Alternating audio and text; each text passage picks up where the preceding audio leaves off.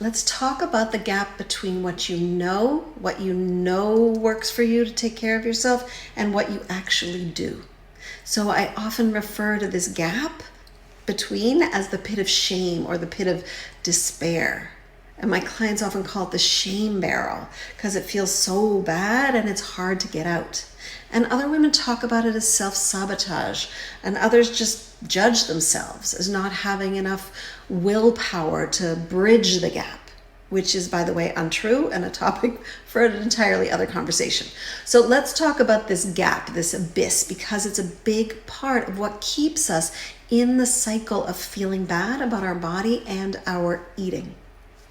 I'm Nina Mandelson. I'm a body peace coach, and I help women end the war with their food and body. I hear it often, really often. I know what foods make my body feel good. I know exactly what foods leave me feeling terrible, but I eat them anyway. And then the self-judgment is so extreme.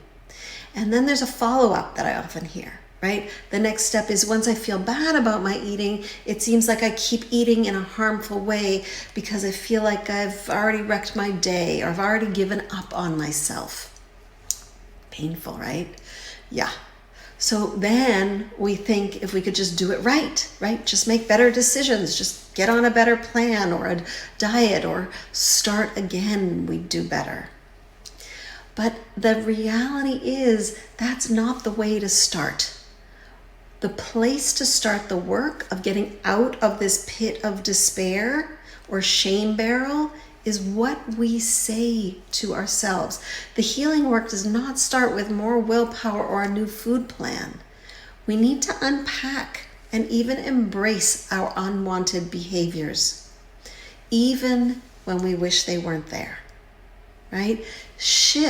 Change happens when we bring kindness and understanding towards ourselves. There's so much to learn from exploring this gap between what you know and what you do. And I wish I could tell you, like, poof, quick fix, but it takes patience. It takes support. We've spent decades learning how to judge ourselves, right? We've practiced that. And it's also a practice to learn how to be kind.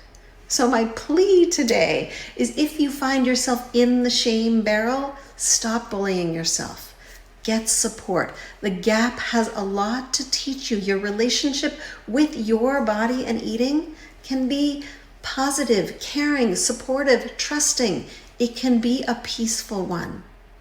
I used to be at war with food and body daily. I lived in the pit of shame. I don't anymore. And my clients don't either, right? We were trained into that. It can change. We want to feel like we're truly an ally for our body.